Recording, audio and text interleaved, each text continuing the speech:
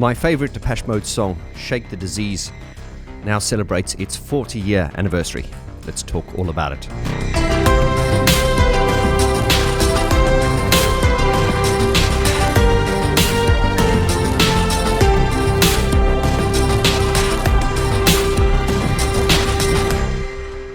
I felt pretty old this morning when I saw the notifications that Depeche Mode's Shake the Disease was released 40 years ago.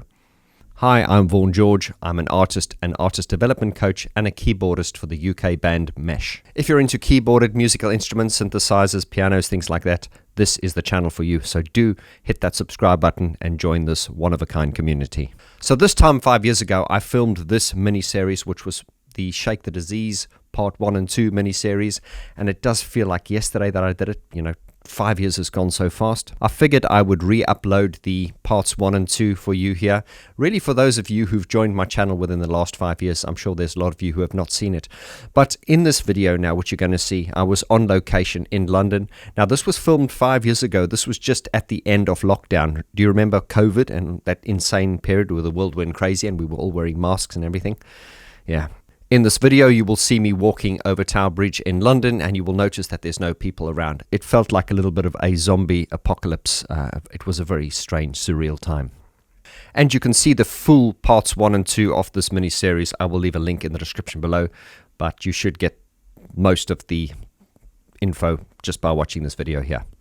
Enjoy. And welcome to the Shake the Disease special. And we're here in southeast London. We're just about to cross Tower Bridge, and we're going to walk over through Wapping and through to the Canary Wharf side. And the reason for that is I want to dispel a myth about the filming of the Shake the Disease music video. We're going to film that, and then we're going to go back to base, and we're going to run through the song in detail, and we're going to analyze it in all the musical parts. So join me on this little expedition, and let's go for it.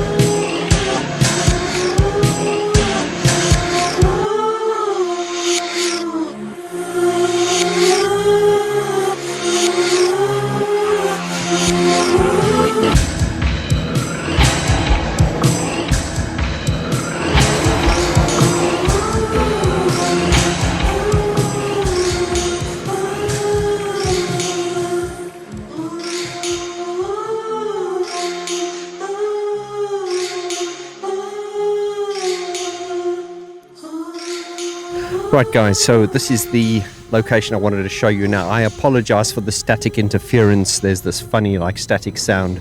Don't know what it is, but I'll try and edit it out. But just bear with me. So this is the location I wanted to show you. There are these two big cranes over here. Now I'm going to, when we get back to the base or the studio, I'm going to analyze this photo, because I was told by a subscriber, and a friend of mine also said that although the music video for Shake the Disease was apparently filmed in Hounslow, according to the information I received, apparently some of the scenes were shot here in Canary Wharf, just by these two cranes here. Now, I don't know how true that is, so obviously this area has changed a lot since 1985, in the last 35 years. So a lot has changed, but I don't have the photo with me here. But we're going to take some still photos, and then we're going to analyze those when we get back. But from what I can remember from the photograph, I do remember seeing, the two cranes and some water.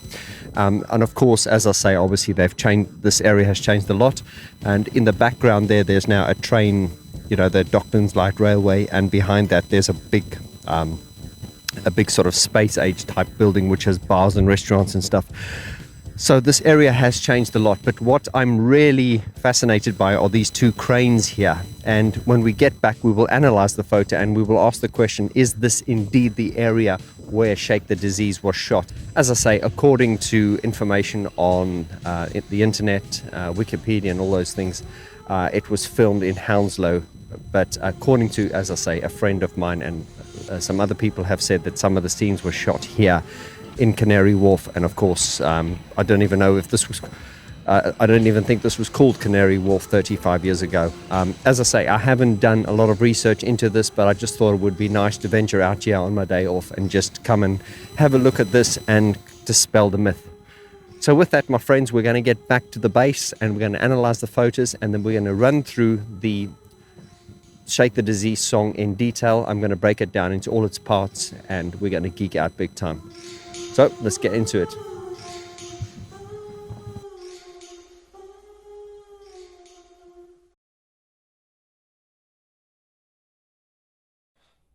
Right, and we're back here in the base, and we are now going to talk about Shake the Disease in a lot of detail. Now, Shake the Disease was released on the 29th of April 1985, and this single was produced especially for their compilation album that they released, the singles 81 to 85.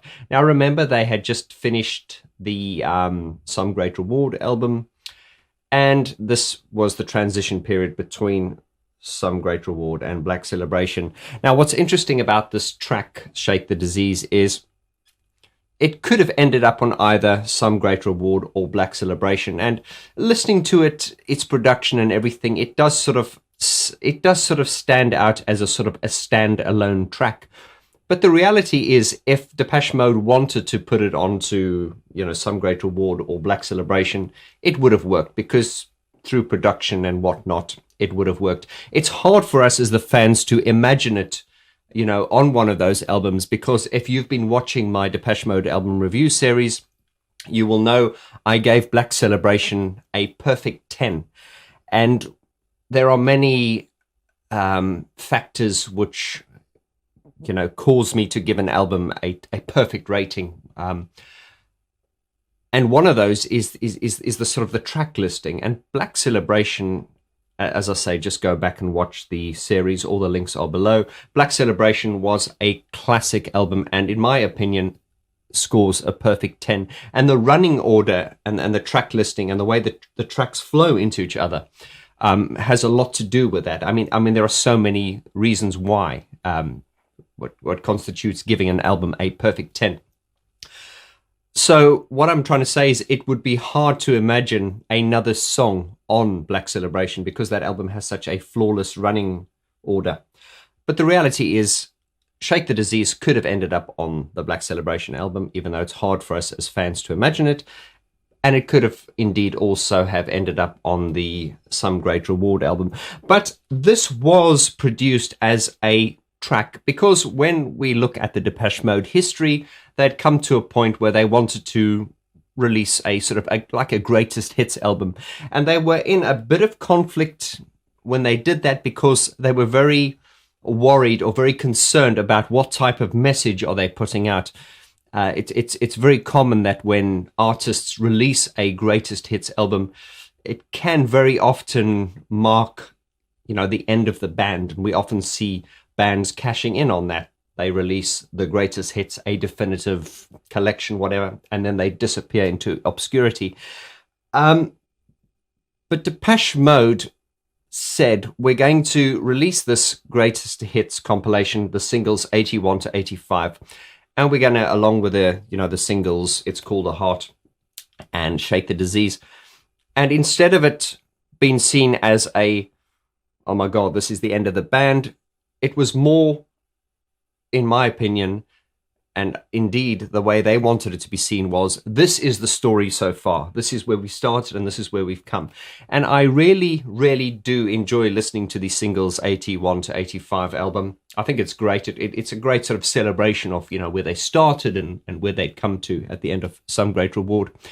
And that is why also, if you look at the cover of the singles album, It is kind of a standalone piece of work, and that was clever. It wasn't sort of trying to fit in too much with anything.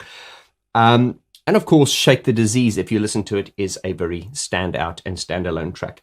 Now, we've obviously just come from Canary Wharf, and we've just been filming in the area which I thought might be the location where it was filmed. And this was based on a few rumors and everything. Obviously, as I said, I hadn't done a lot of research. I just really wanted to get out now that they've eased the lockdown a little bit. Now, I'm pleased to say when I went for that little expedition yesterday, I did straight away post some pictures onto my Facebook page and, for my Facebook group to see.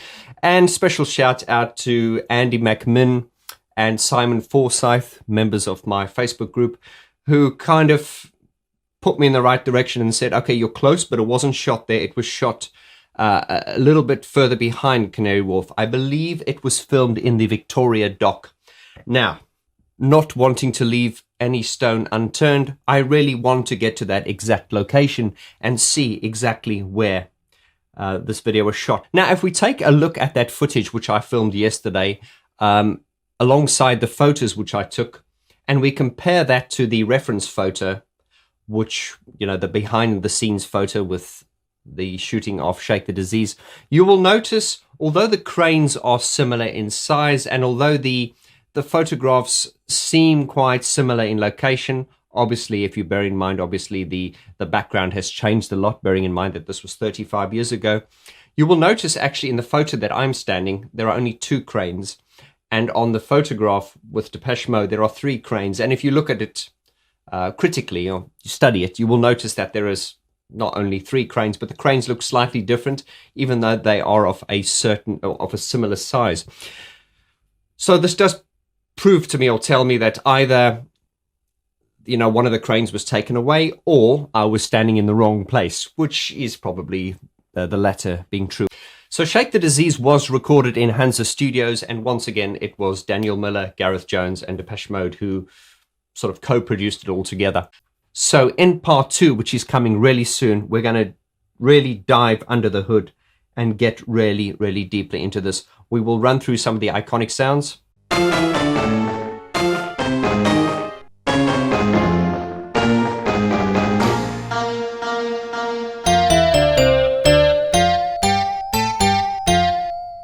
And we'll also break the song down into its chords.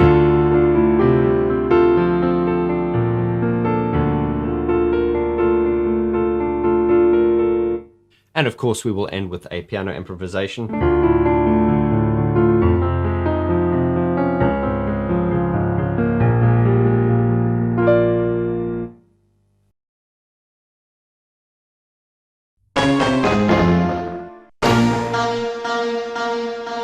Now, if you did watch part 1, you will remember I visited the location where I believed the music video for Shake the Disease was shot. And as you know, I was not exactly in the right location. The location I visited was based on rumors I heard and hearsay. People said that's where it was shot. So when I got to the location, which is in Canary Wharf in East London, I stood there and I thought, okay, this looks very much like it. Despite the fact that it was 35 years ago and there weren't many things there at the time, but the cranes that were there and, the water behind me did make me think I was more or less in the right location. Now, through interaction with you guys, it turns out, as I was aware of, I was indeed in the wrong place. Not far off, I believe the actual video was shot in the Royal Victoria Dock. And we will go and visit the exact location later on. And speaking of the music video, I've also just interviewed Mr. Peter Kerr. Now, Peter Kerr is a very famous music video director. He's directed everyone from R.E.M., Bruce Springsteen, Tina Turner, and of course he also did the Shake the Disease, It's Called a Heart, and Stripped music videos. And do check out that interview I did with him regarding the Shake the Disease music video. And also, as I promised, we will definitely later on down the line do another interview with Peter Kerr regarding the Stripped music video. Now, Shake the Disease is 35 years old, which is very, very difficult for me to get my head around. And This little Shake the Disease special is kind of like a spin-off from my Depeche Mode album review series. And if you've been watching my Depeche Mode album review series, you know we go into a lot of detail. But despite the fact that we go into a lot of detail, there is still more that is left uncovered. And that is the reason behind this type of video and moving forward, I'll be doing a lot of those where we will actually focus in on one song and strip it down and really get into the bones of the song. We do that in the Depeche Mode album review series, of course, but in these sort of intensely focused videos on one song, we can go in even deeper. And I believe that Depeche Mode and these songs, and you, the fans of Depeche Mode, deserve that, because the more we dig into Depeche Mode, there are so many layers, and I keep saying this, that on face value, things that sound very obvious and simplistic, when you dig a bit deeper into Depeche Mode's work, it's like opening Pandora's box. It really is. Shake the Disease is a standout track. Not only the fact was it not on an album, as we know, it was released as a single to promote the 81 to 85 body of work. And it's funny that at the same time they released It's Called a Heart, to which I believe is one of Martin Gore's and Alan's least favorite tracks. But Shake the Disease is really a standout track. And what's very fascinating about Shake the Disease is that it is one of the few Depeche Mode tracks which fans unanimously agree on. Now, on this channel, we have the statistics, we have the feedback, based on you guys, we have the discussions and the interactions, and we know that although we all love this band, there are often fierce debates as to, regarding different things. I like the live drumming, I don't like the live drumming. I like It's Called a Heart, I hate It's Called a Heart. I love Cover Me, I hate Cover Me. The people are quite vocal and passionate about their feelings. But despite the fact that Depeche Mode has this huge body of work and a huge fan base and music that everyone loves, and we can all disagree, but Shake the Disease is one of the subjects, one of the songs where we all unanimously agree. I have never met a devotee or a Depeche Mode fan that does not rate this song as one of the top 5 Depeche Mode songs ever. Everyone loves this song. And there are many reasons as to why this song is great. It's fascinating. It's haunting. It's scary. It's a little bit positive. It's just pick an emotion. And there's a lot of that in this song. But some of the sort of words that come to my mind when I think of Shake the Disease is moody, melancholic, haunting, scary, dark, mad, psychotic, but tender at the same time and sensitive. And once again, we see this in a lot of Depeche Mode songs, that it's not only in the production and the songwriting, but also in the delivery, as I always talk about Dave Vaughn giving his direct. Some people have to be permanently together. And you've got Martin doing the understand me. And we hear that, there are lots of examples like that. I'm just thinking of people are people. And then you've got Martin doing the can't understand what makes a man hates another man. Help me understand. That great contrast between the two voices. And that's just the voices. But then there's contrast in the songwriting and the messages, and there are multiple meanings in the songs at the same time.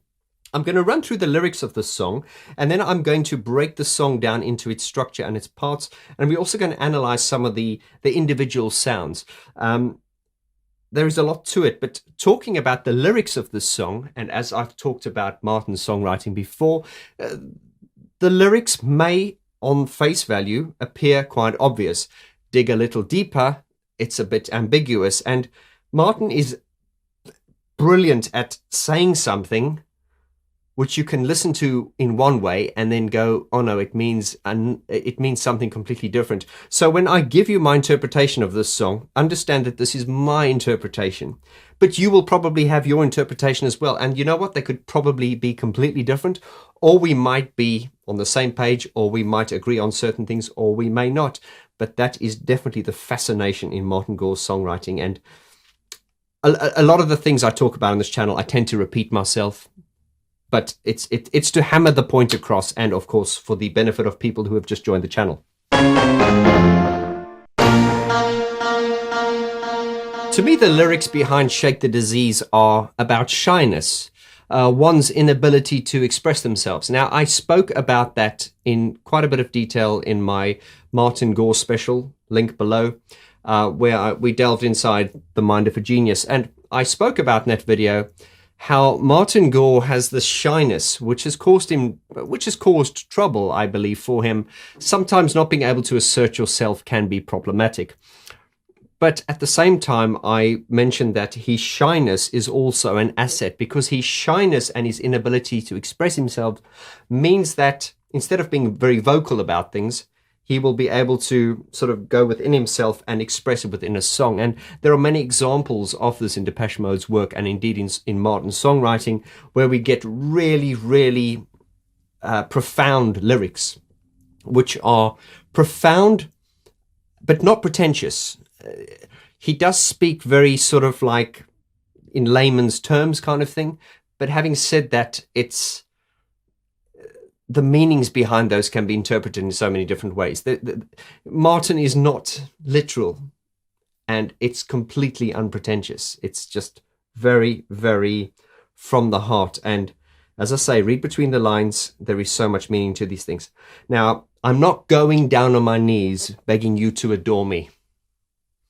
Okay? Can't you see it's misery and torture for me? When I'm misunderstood, try as hard as you can. I've tried as hard as I could to make you see how important it is for me. Now that is frustration. It's inability to express oneself. It's agony. It's pain. You know, it's what did Martin say he writes about? Pain and suffering. And of course, that was just one interpretation I've given of that. It's desperation. It's understand me, as the song Understand Me. That's one of the lines of the song. Here is a plea from my heart to you. Nobody knows me as well as you do. You know how hard it is for me to shake the disease. It takes hold of my tongue. In situations like these, once again, interpret it in any way you can. But there are many things, many facets to that, and one of them is not being able to express yourself. How many times when you've fancied someone and you've been around them and you can't get the words because something takes a hold of your tongue, and you end up doing something that makes you look bad or misrepresents what you were trying to achieve, and so many facets to the song, so many different meanings. And as I say at the end of the video, I would love to hear what your interpretation is of the song. Some people have to be permanently together, lovers devoted to each other forever. Now I've got things to do, and I've said before that I know you have too. When I'm not there in spirit, I'll be there. As I'm saying these lyrics, new insights are coming to me as we speak. One thing about Martin's lyrics, they've always been very grown up. And, you know, I always talk about Depeche Mode not being a band for the masses, because I think very often the music and the whole concept of the songs, it does tend to go over most people's heads, because I don't want to be disrespectful, but especially in the mainstream, you know, people they want to dance. You know, where's the beat? Fuck off, man. Jeez. Anyway. I did read somewhere that Alan Wilder said, you know, in typical Depeche Mode style, it was always to do things unconventionally and really always think out of the box. And the obvious title to give the song would be to call it Understand Me, whereas Depeche Mode would go, no, we will call it Shake the Disease. And, you know, even if it was called Understand Me, we would accept that. But Shake the Disease just has such a, wow, what a title, Shake the Disease. And Martin Gore's lyrics in the song, as I say, once again, deep, personal, but unpretentious, completely unpretentious, straight from the heart. Right, now let's examine the structure of Shake the Disease. Once again, very, very unconventional. Just looking at it on the piano, it starts off with a very dramatic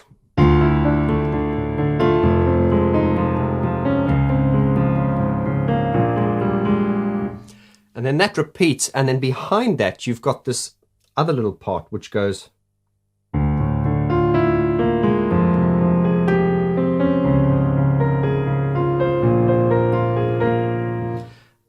But at the same time, you've got Martin going, oh, it's kind of like a cry of agony. It really gives it that scary, almost psychotic type of feel. Right, so jumping into the first verse in just simple block chord demonstration.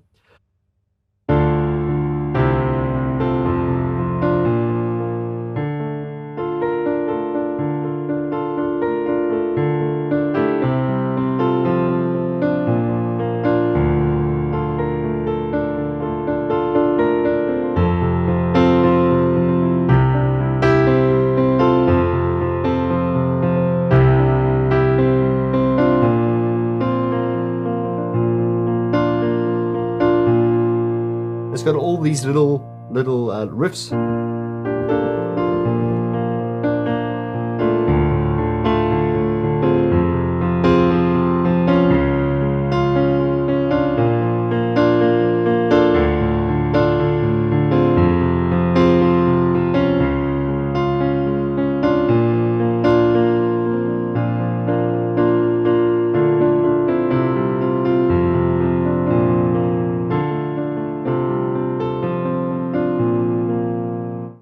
Oh, hello. Back to the present moment. I just noticed while watching that video that I've made a mistake on the understand me on that part now, whereas I'm sure most of you probably won't notice. There are some keen musicians here who will notice that you've played the wrong chord. Of course, I do make mistakes and I learn with time, and I just want to address the mistake I made here. So on the video, what I incorrectly did was I went to the B flat, whereas I should have gone to the G. So what I did was, that's wrong. It should be like this. To the G there, once again.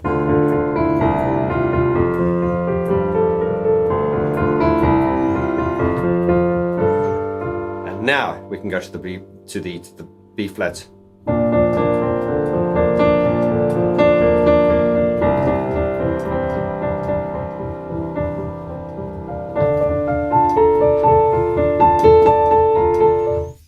Just wanting to be accurate, that's all. If you're enjoying this, please subscribe. Back to the video. This song toys through so many different emotions. It starts off very stern, which is the...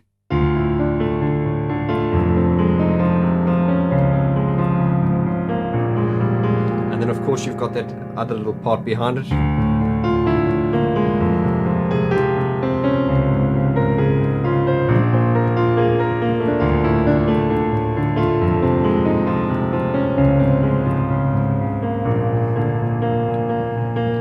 And then when we get to the first verse, it's kind of relieving. It's not as stern. It's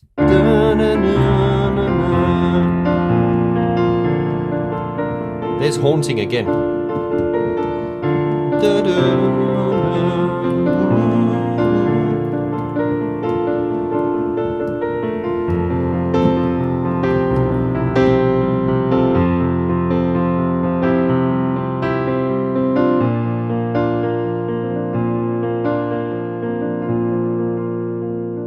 And then we get to the chorus, it's mad again. But then straight after the chorus, we've got...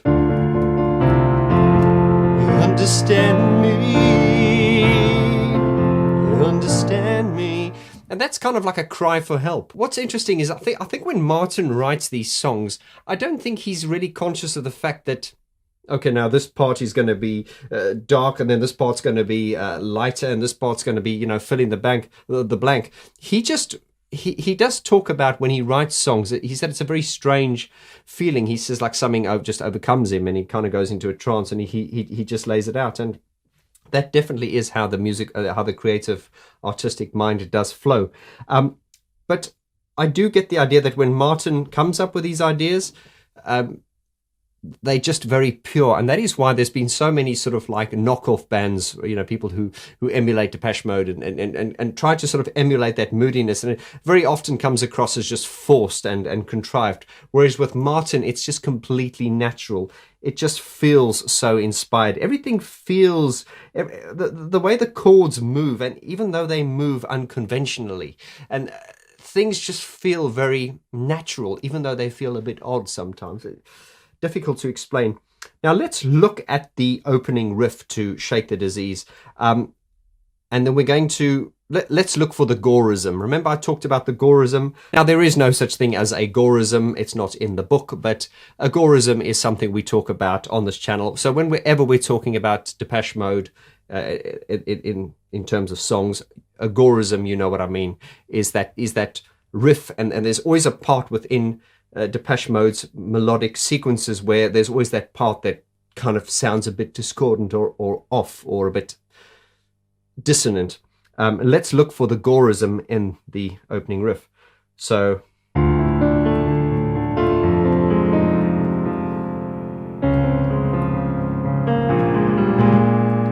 there it is. Let's look again. There it is. And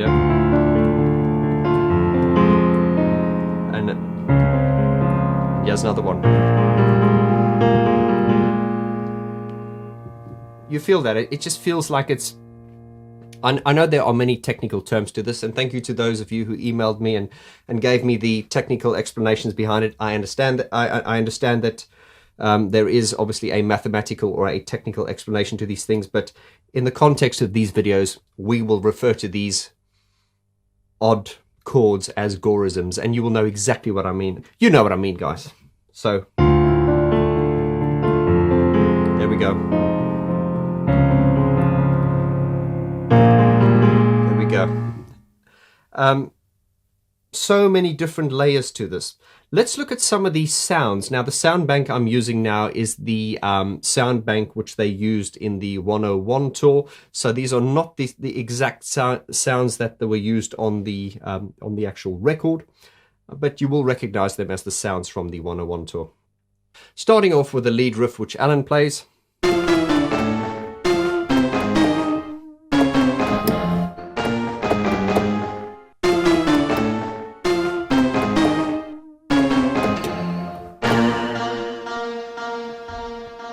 It's interesting, they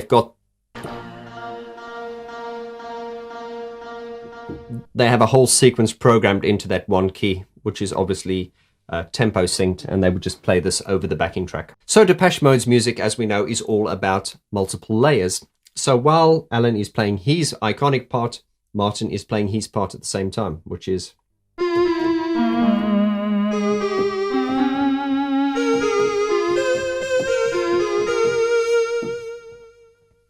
Another part which is on the Martin Gore sound bank is the "I'm not going down on my knees begging you to adore me." And the part that he plays while Dave is singing that is the... It's the "I'm not going down on my knees," and then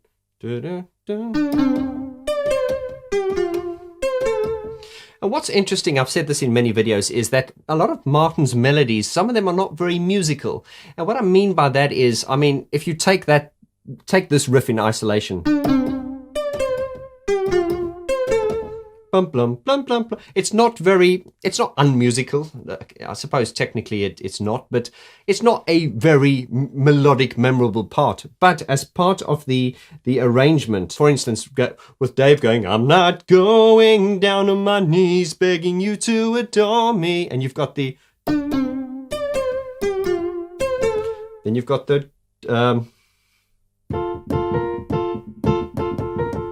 After that, there are so many different parts, and this is what I talked about this as well in songs like People Are People.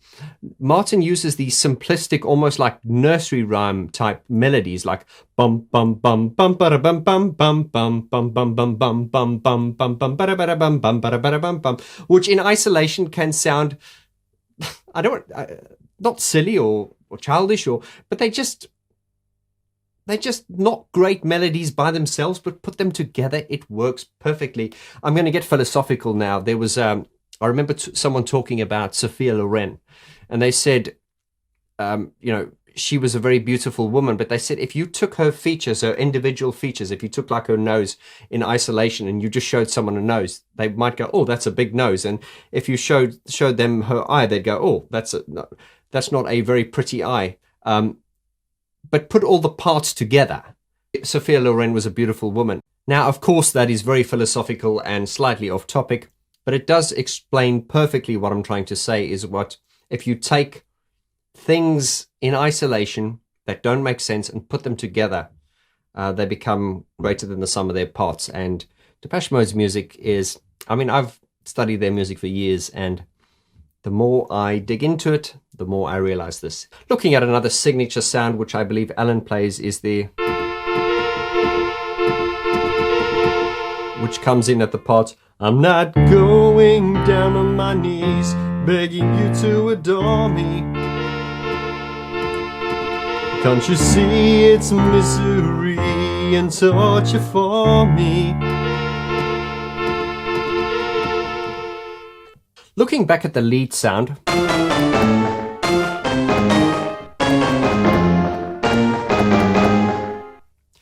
really listen to that sound. Listen to this. Can you hear that there are actually two notes being played at the same time there? Listen again. The one part of the sound, which is sort of like the root or the lead part of the sound, sounds to me like it could be a guitar strum or like a pick. And then underneath that, they've got like this, those like hit sounds. Shink! It's like a zhink. I don't even know what the sounds are called, guys, but they used a lot in the 90s, especially in like hip hop and urban music. Had like this zhink, zhink, kind of a zhink, a hit sound, whatever. But anyway, listen to the two harmonics in this sound. Can you hear how the first part is, I'll illustrate in the piano, is, that's the first part. But it also has a part which is a tone lower. Listen here. So here's the one part. And here's another part.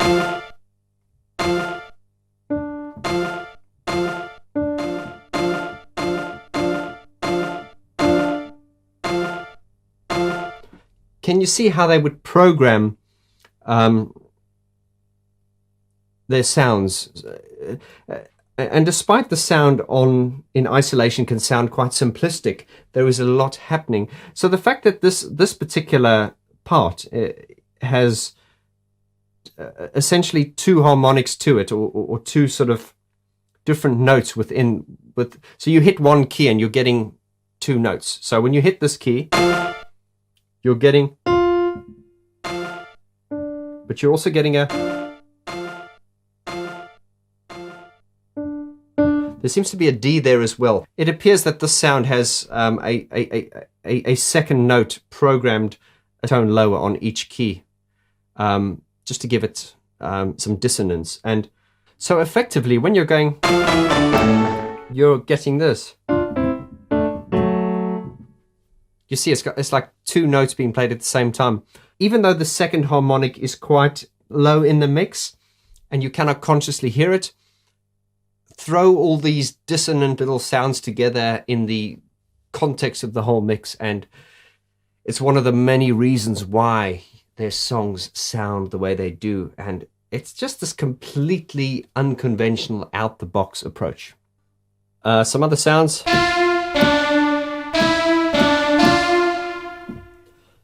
This sound is interesting. I'm not going down on my knees. We recognize all these sounds. So he'd go.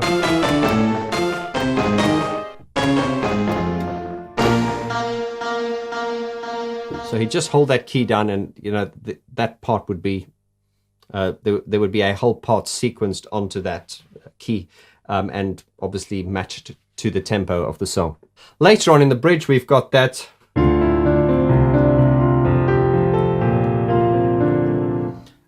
And I believe Alan plays this part. It's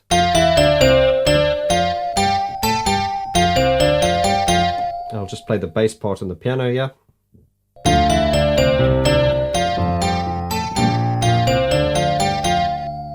And you've got the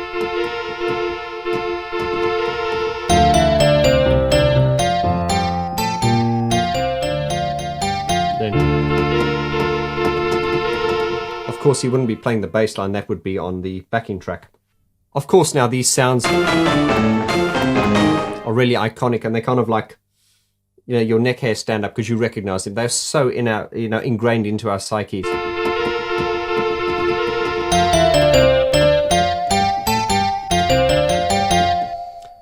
But as I always do on this channel is when you strip those sounds away and you just play it on the piano, you can hear what as I say, the synthesized sounds can be distracting.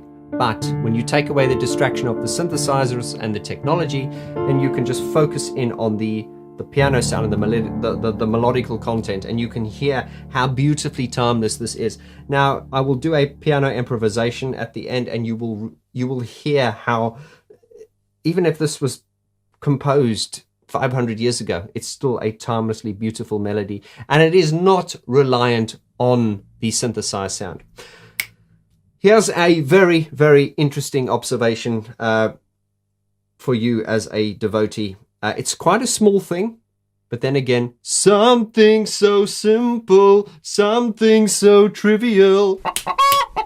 Indeed, this is a small detail, but if you're a Depeche Mode fan, you will recognize the significance of this. Now, when you take the song, let's just go, I'm not going down on my knees, begging you to adore me. Okay, can't you see it's misery and torture for me? Just rushing through it now. When I'm misunderstood, try as hard as you can. I've tried as hard as I could to make you see how important it is for me. You watching? Here is a plea from my heart to you. Nobody knows me as well as you do. You know how hard it is for me to shake the disease. It takes a hold of my tongue in situations like these. Okay, then we get the understand me, understand me. Now watch this.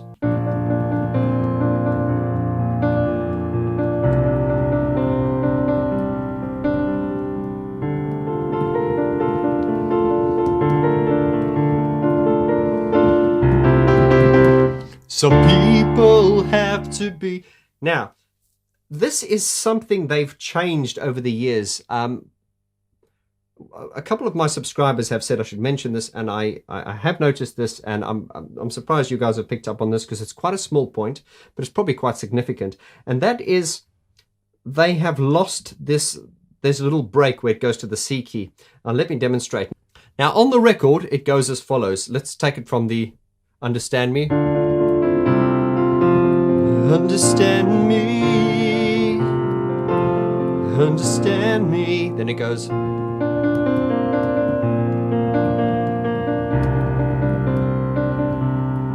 Then it goes to.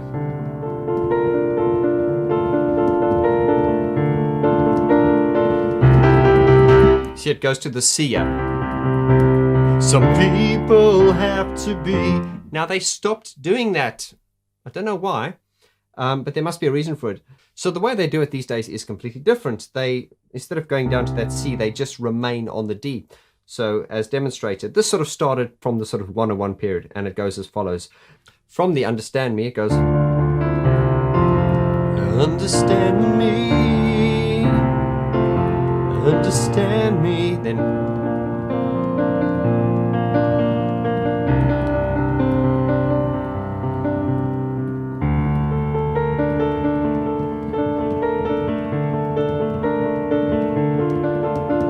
Some people have to be. Did you see? It just remained on the D. It didn't go. Some people have to be. A minor thing, but I mean, that is nevertheless a. I won't say it's not an integral part of the song, but it's just interesting how they did away with that moving to the C key. I'm probably over pointing this out, but it is interesting, and I wonder if you've noticed that. Focusing back on the,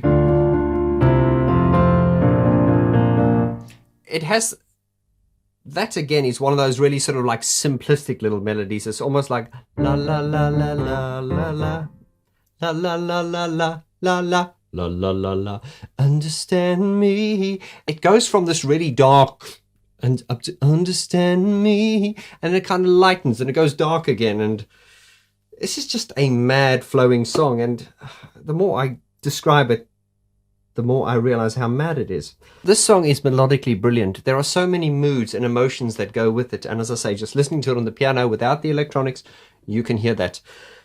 So that leaves me to the thing I always do. I'm now going to do a piano improvisation, and it's just free flowing. Using all the sort of melodic parts that are already in there, I just sort of improvise them and as I feel and alternate them slightly as I go. The whole idea with these piano improvisations is to, once again, is to point out how beautiful the songs are without any production, just the piano sound. So you're focusing just on the melody.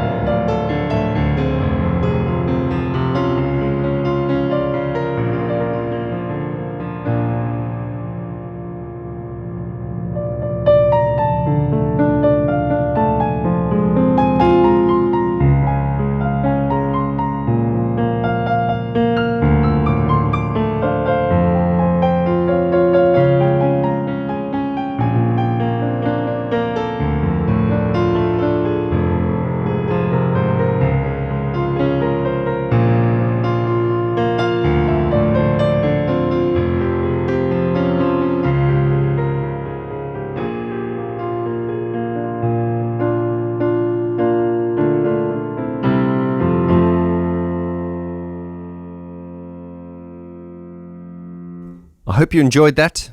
Please subscribe if you did, hit the like button, and if you are a Depeche Mode fan, then please do join my Depeche Mode Hub YouTube channel, a separate dedicated Depeche Mode channel, which is everything Depeche Mode related, all in one place here for free on YouTube. See you again. Adios.